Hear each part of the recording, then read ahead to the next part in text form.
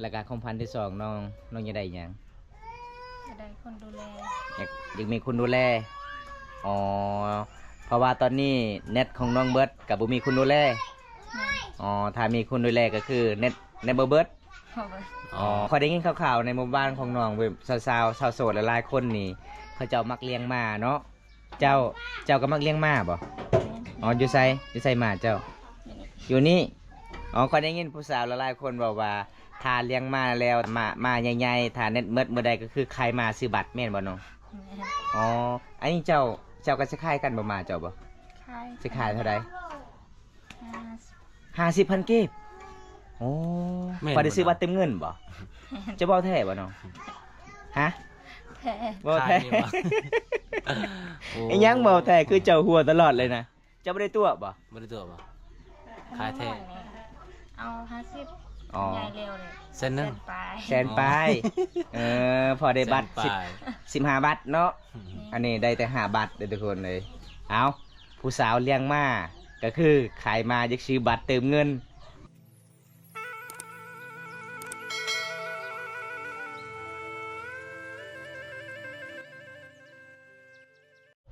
เอายามกลางเว้นผู้สาวผ่าผืนนะทุกคนอันนี้คือสาวด่วนพี่น้องมาเยี่ยมมายามคือเก่าวิธีชีวิตสาวลาวดำรงชีวิตบรรยากาศงามตอนเที่ยงเงินของน้องฟื้นเบิดแล้วก็น้องก็เลยพาฟื้นสาวลาวหลายๆคนนี่ดำรงชีวิตต้องพาฟื้นแบบนี้ตลอดเลยทุกคนป้าปวดๆเลยเนาะโอ้สุดยอด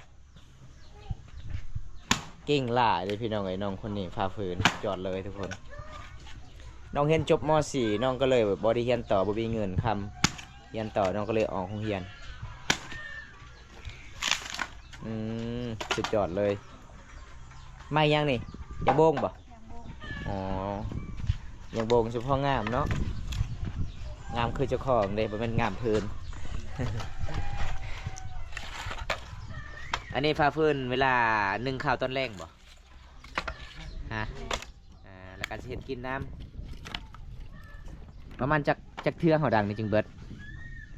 ประมาณจักมือ ซอง สองมือระเบิดพาพื้นอีกสุมพอเมื่อบ้านนี่เขาเจ้ากับบได้ใส่ทานทุกคนอันนี้เป็นผืนที่เขาเจ้ากะเก็บไปตามป่าตามดงไม่เวลาเขาเจ้าทางให้นี่เขาเจ้าต้องเก็บไปเมื่อสารแล้วก็ห้อยไว้ตามตารางเฮือน วิธีชีวิตสาวลาวเขตชนบทหมู่บ้านเฮาดำรงชีวิตแบบเดิมๆเลยทุกคนเอาฟืนกกไม้อหย่างต่างๆตากให้มันแห้งแล้วก็สิมาแสบไว้ตามตารางเฮือนนี่น้องสาวเพิ่นก็สิขึ้นเฮือนสารนะทุกคน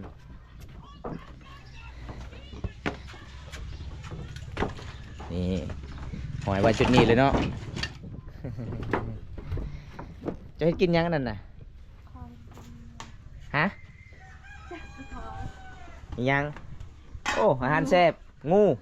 โอ้ได้งูอีกโอ้แสดงว่าค่อยมามื้อนี้มานอีกเนาะตอนนั้นมานอ้นมามื้อนี้มานงูอีกได้ทุกคนเลยเอาพี่น้องมาเยี่ยมมายามสาวด่วนมื้อใดก็มานตลอดเลยทุกคนเลย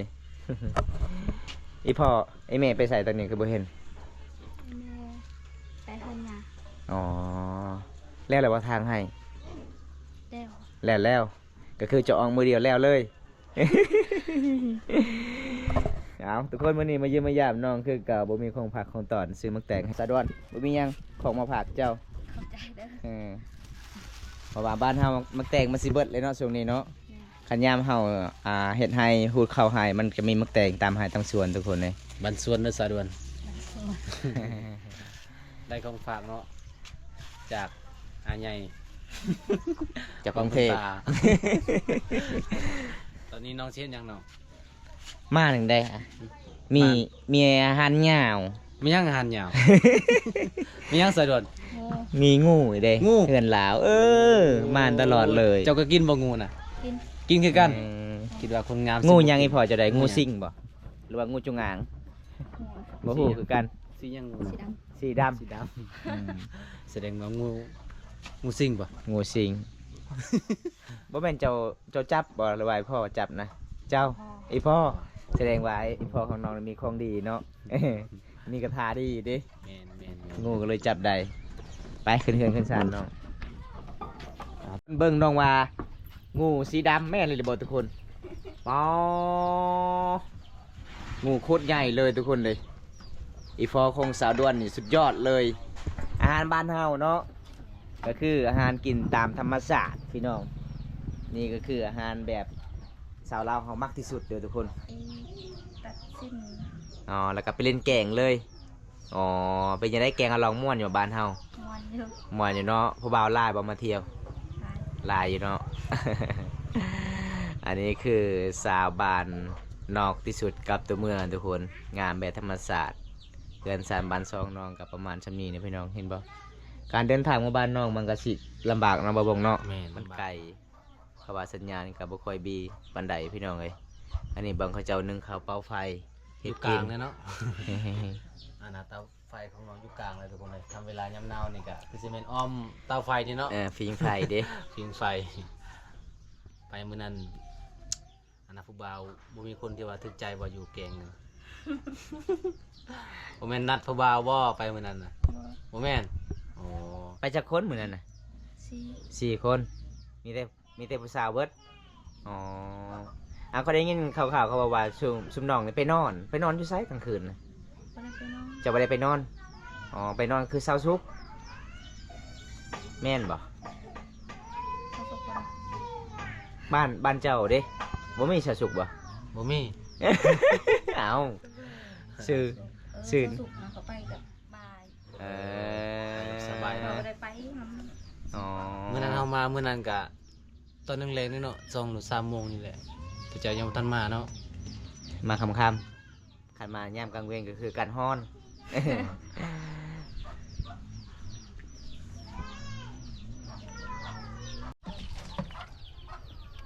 หลังจากไอ้พอเพื่อนต้มงูแล้วเด้อทุกคนอาหารบ้านเฮาแบบตามป่าตามดงอันนี้จะเป็นงูเด้ไอ้พอเพื่อนมาแต่ให้ที่สวนทางให้ก็เลยเห็นงู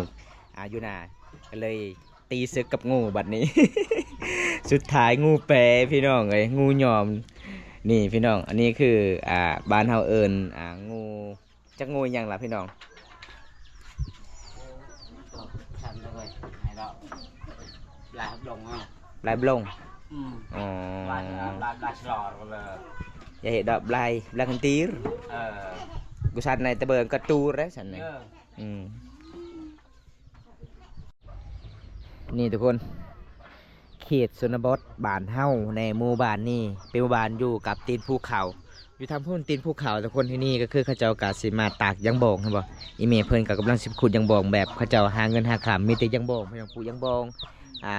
หลายที่สุดคือยังบองมันสัมปะหลังสุดหน่อยเขาเจ้าปลูกทุกคนไปเฮือนทางใดก็จะเห็นกกยังบองลำยังบองเขาเจ้ามาตากมาขูดยังบองแล้วก็มาเฮ็ดฟืนดังไฟพี่น้องลำยังบองคือฟืนดังไฟมันมีหลายแนวเลยสิ่งที่เขาเจ้าใส่พี่น้องทางพูดเขาเดินทางก็คือออกจากเมืองตำลานเมืองฟีนเลยพี่น้องทางนี้คือเมืองฟีนทางพูนคือเมืองตำลานได้เป็นบ้านอยู่กับตีนภูเขาหมู่บ้านที่บ่มีสัญญาณโทรศัพท์หมู่บ้านนี่ทุกคนอาจจะเป็นแดงๆเป็นแดงๆขาวๆเขาเจ้าก็มาทางให้พี่น้องหมู่บ้านนี้ก็โคตรหลายเลยเฮือนชานบ้านช่องเขาเจ้าอันนี้พอเพิ่นก็กำลังสิเฮ็ดสวงงูเลยทุกคนเหมาะกับบรรยากาศยามตอนเที่ยงอากาศวันนี้ทั้งหนาวทั้งแดดทั้งร้อนหลายทุกคนเห็นบ่สวนนงสายเพิ่นกับพิงไฟเพิ่นว่าหนาวส่วนมาตาร้อนหลายเด้ เจ้าหายังสะดวนหาบังฟิตป่ะนี่ทุกคนเขตชนบทนี่เวลาเขาเจ้าเอาไว้เครื่องของก็คือเอาไว้ยุทธเถิงนะพี่น้องเห็นบ่เขาเจ้าเฮ็ดแบบนี้พี่น้อง จันเจลว่ะตะลุน มามึงเพชรเจ้าลายเนาะเต็มกระสอบเลย ตั้มสีใส่แล้วนะใส่กระสอบไปเนาะเวลาเก็บมาที่ให้กับตากแห้งแล้วก็ใส่กระสอบไว้ส่วนไรกินน้องเขาจะบ่ได้ซื้อเลยส่วนไรจะให้เองถ้าผู้ใดดุกะได้กินเนาะได้กินถ้าผู้ใดกินข้านกันแล้ววัดอยู่แถวน้องนี่บ่มีตลาดน้ำตาลเนาะ แม่ บ่มีตลาดที่ขายมะเขือ เฮ็ดเองปลูกเองเจ้าเช็ดยังอันนี้นะโอ้เพื่อนจะมีมักแตงบ่ ปีมันใหญ่ครับ มักแปลงมักแต่งของน้องเบิ่งทุกคนน้องกับสีวิธีตามแจวน้องกับสียืนแบบนี้เลยพี่น้องแบบน้องกับสีเฮ็ดไว้ทาน้องทานั่งนี่น้องว่าเจ็บแอร์น้องก็เลยยืนในวิธีตามแจวแต่มาเผ็ดด้วยทุกคน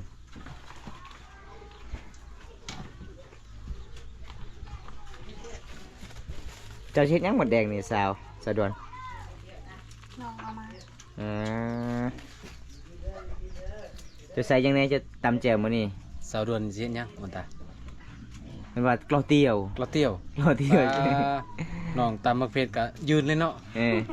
ทานังเพิ่นว่าเจ็บเอว โอ้นางละจิบแอว แต่ละเฮาหมู่บ้านที่เฮา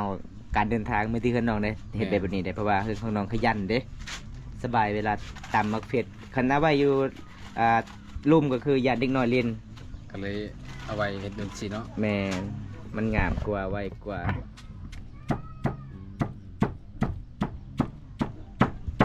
คักคือตำเขาเนาะยืน เป็นยังไงซิมเลยบ่ หอมเลยเนาะ เปิดมาแล้วก็หอมเลยทุกคนเลย ฝีมือของเพื่อนกับแม่นธรรมดาทุกคนเลยเพื่อนซัวงูสิง เจ้าก็กินมาสะดวก กินได้เนาะ กินได้คนสวยนี่กินได้เด้อกินได้ทุกอย่าง กินได้ทุกอย่างเลยอีหยังก็กิน อีหยังก็กิน เขียดก็กินปลาก็กินขนาดงูยาวเพื่อนก็กินได้เด้ แม่เอาถ้วยเดียวก็พอแล้ว อาน้ำสดหลายๆเลยไม่ยังไม่ยามเมื่อใดก็ใจดีทุกคนตอนนั้นน้องก็เอาโอนมากินอีก เอาอ้นบ่โอ้ใจดีเลยเนาะพอได้มาเยี่ยมมายามเพื่อนสะดวนนี่บอกเลยบอกผิดหวังแน่นอนทุกคนเลยปล่อยเมย์เพิ่นก็ใจดี ใจดีเลยเอานี่พ่อเจ้าไม่ได้กินภาษาด่วน เจ้าว่ะ นี่พ่อห้ากมาแต่ให้เลยยังมันทันกินข้าวเลย จ่าไทยเนาะ อ๋อพ่อเพิ่นว่ากินแล้ว จ่าไทยเนาะ มาแต่ให้แล้วกินแล้วเพิ่นว่าทุก มา ค ได้ น ให้พุ่นพอเพื่อนกับเพื่อน เอา ให้ลูกสาว เพิ่นก็สิยอพาเข้าอีกมาเยี่ยมมายามมื้อนี้ก็ใจดีอีกติทุกคนถ้าบ่ได้เป็นแฟนกับน้องนี่เบิดเลยเบิดคำสิเว้าทุกคนใจดีสุดๆเลย แม่ อันนี้ก็คือสาวลาวเผ่ามังกรเห็นบ่มาเยี่ยมมายามตอนใดเขาเจ้าตอนหาเป็นอย่างดี อันนี้คืออาหารบ้านเฮา อาหารแบบบานๆเนาะคุณตาเนาะ แม่น แต่ว่าของโปรดเฮาก็คืออาหารตัวนี้เนาะ แม่ งูสิงเลยทุกคนเลย เออ เจ้าก็กินบ่คุณตา กินได้ ไม่น้ำกินน้ำดื่ม น้ำล้างมือแล้วทุกคนเด้อแม่นน้ำดื่มเด้อเวลามาบ้านนอกนี่ก็คือเขาเจ้าย่อเข้าให้กินแล้วก็ เอาน้ำล้างมือ แม่เอาน้ำล้างมือมาให้พ่อ บ่ต้องไปล้างเองได้ ต้องไปล้างเองมาเด้อทุกคนมาเด้อกินข้าวน้ำกันกินอาหารแซ่บๆ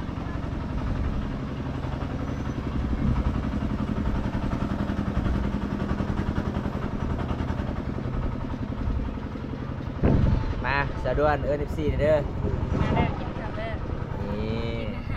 กินอาหารงู อาหารแซ่บๆอาหารเด็ดๆบ้านเฮา มาเด้อมาเด้อ นี่มาเด้อทุกคนเอากินแล้วเบิ่งฝีมือน้องสาว กินก่อนสะดวก อืมมาทุกคน กำลังสดๆฮ้อนๆเลยเด้อแซ่บบ่ แซ่บหลายอร่อย มาทุกคนมากินน้ำกันนี่คนใดเคยกินเคยชิมนี่สัวงูสดๆเลยหากอะไรแต่เช้านี่เนาะได้มา แซ่บ ทุกคนเลย หลังจากกินข้าวกินน้ำแล้วมื้อนี้อาหารแซ่บเนาะมื้อนี้เนาะ อาหารหายากเด้อทุกคนเลยเพื่อจะได้กินอาหารนี่ก็ไม่เป็นเรื่องง่ายเด้อพี่น้องต้องเข้าป่าเข้าดงเด้อทุกคน อันนี้น้องก็เสียไว้เนาะบนตาเนาะ แหม่ เอาทุกคนเลยขอบใจละลายสายด่วนที่ต้มให้กินแล้วก็มันวันนี้เนาะ หลังจากมาเล่นแม่แองกับอ้ายแล้ว ก็คือจังหน่อยน้องก็สิพาอ้ายไปใส่ฮะเข้าป่าบ่ ออกไป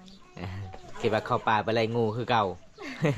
เมื่อนั้นไป5 พักกับมาเด้อทุกคนเลยน้อง5 พักนี่เก่งหลายได้อพี่น้องพักอีหยัง5เมื่อนั้นน้อง พักกูด ผักกูดเนาะบ้านเฮานี่ผักกูดลาย แต่บ่ได้ค่ายบ่ บางคนกับไปคาย อ๋อบางคนก็ไปค่ายถ้าไปค่ายก็คือย่างเอาเนาะแต่นี่หาเมืองเนาะโอ้มันไกลที่สุดเลยทุกคนเลยคันได้ไหว้ได้ก็ค่ายคือกัน คาย อ๋อคันทาได้แดกๆกินเอง หมู่บ้านน้องกับแดกๆมันบ่ค่อยมีบันไดพี่น้องเป็นหมู่บ้านที่อยู่กับตีนภูเขาทุกคนหมู่บ้านนี้ก็คือสาวด่วนคนงามได้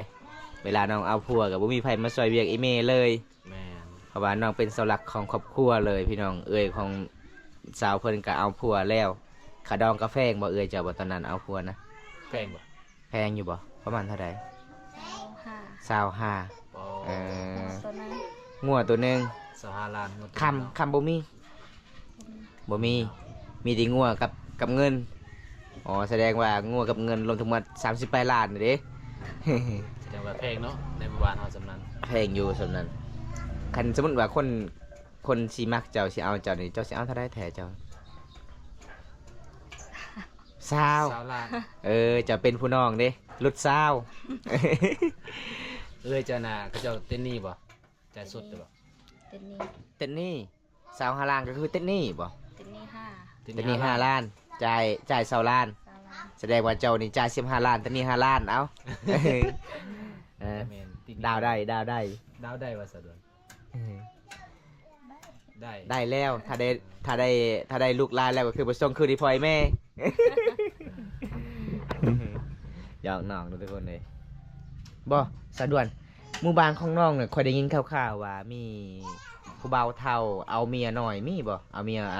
เมียอายุรุ่นน้อย บ่มี ๆบ่มีบ่อ๋อ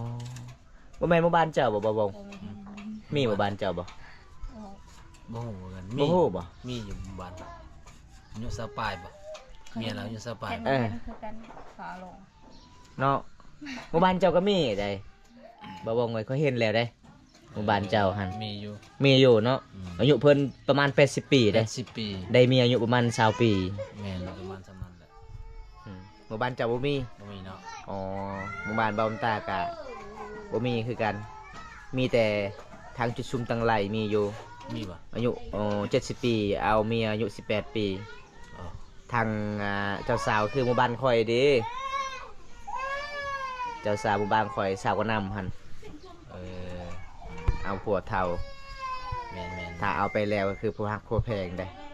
คันเอาผัววัยรุ่นนี่ระวังแน่น้องเอ้ย แม่น ไอ้เจ้าสิเลือกผัววัยรุ่นนี่มักไปเที่ยวใส่ไปตี้นี่แล้วเลย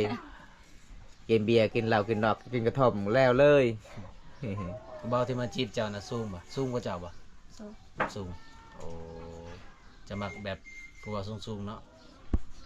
สเปคสูงๆยาวๆขาวๆเท่ๆเด้ คนขาวคือเจ้าบ่ ข้าว ขาวเนาะ เฮ็ดจังได้คือจีบติด เสียขนม1ก้อนแล้ว มื้อนี้อายก็มาเยี่ยมมายามเจ้ากับบ่มีหยังหลายนี่น้องเด้อเพราะว่าขอขอบใจหลายตอนรับอายเป็นอย่างดีมื้อนี้น้องก็สิเอางูสิงมากิน ปีหนึงก็คือบอมตาก็ได้กินเทื่อนึงนี่แหละมาบ้านเจ้ามีแต่อาหารแซ่บๆเลยเพราะว่าหมู่บ้านน้องติดกับตีนภูเขาแต่ตอนนี้อายขอถามเจ้าได้บ่ ได้ ความพันธุ์น้องตอนนี้ก็คือน้องอยากได้หยัง ได้ อยากได้เน็ตขาดเน็ตแล้วบ่ ได้ น้อง บัตรเติมเงินบ่ อ๋อขาดได้จักมือแล้ว 3-4 มื้อ 3-4 มือแล้วอ๋อน้องน้องก็คือคันทาเน็ตเมิดก็คือก็บ่ได้เพ็ดงานบ่อ๋อบ่มีบอลรับจ้างเลยอ๋อ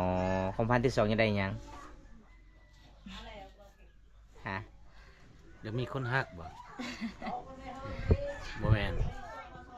หรือว่าอยากมีผัวอ้าว เลยแล้วก็ความพันธุ์ที่2น้องยังได้หยัง จะได้คนดูแล อยากมีคนดูแลอ๋อเพราะว่าตอนนี้เน็ตของน้องเบิร์ดกับบ่มีคนดูแล แม่ อ๋อถ้ามีคนดูแลก็คือเน็ตบ่เบิร์ด เอาไว้ อ๋อขอได้ยินข่าวๆในหมู่บ้านของน้องเว็บสาวโสดหลายๆคนนี่เขาเจ้ามักเลี้ยงม้าเนาะเจ้าก็มักเลี้ยงม้าบ่ แม่ อ๋ออยู่ไสม้าเจ้า อยู่นี่อ๋อขอได้ยินผู้สาวหลายๆคนบอกว่าถ้าเลี้ยงม้าแล้วถ้าม้าใหญ่ๆถ้าเน็ตเมิดมื้อใดก็คือขายม้าซื้อบัตรแม่นบ่น้อง แม่ อ๋ออันนี้เจ้าก็สิขายกันบ่ม้าเจ้าบ่ ขาย สิขายเท่าใด 50 50,000กีบโอ้พอได้ซื้อบัตรเต็มเงินบ่จะบ่แท้บ่น้องฮะ แพ้ บ่แท้ ขายดีวะ โอ้ ไอ้ยังบ่แท้คือเจ้าหัวตลอดเลยนะเจ้าบ่ได้ตัวบ่ บ่ได้ตัวบ่ ขายแท้ เอา50 อ๋อ ใหญ่เร็วเลย เส้นหนึง ปลาย แสนปลายพอได้บัตร แสนปลาย 15 บาทเนาะอันนี้ได้แต่5บาทเด้อทุกคนเลยเอา ผู้สาวเลี้ยงมาก็คือขายมาอยากซื้อบัตรเติมเงิน ตอนนี้ขาดเน็ตขาดคนดูแลเลยเด้อพี่ทุกคนเด้ถ้าผู้ใดหัวใจยังว่างมาดูแลน้องนี่เด้อเพราะว่าเพื่อนน้องก็คือเลี้ยงสุนัขหลายน้องก็สิขายสุนัขแล้ว ตอนนี้ถ้าผู้ใดสงสารสุนัขของเพิ่นมาดูแลจะไปเด้อพี่น้องเอ้ย น้องอยากมีคนดูแลใจพี่น้องเอ้ยเน็ตก็ขาด คนดูแลก็ขาดเนาะโอกาสหน้าอายมีเวลาว่างก็มาเยี่ยมมายามกันใหม่ได้บ่น้อง ได้ บ๊ายบายสินี่เด้อบ๊ายบาย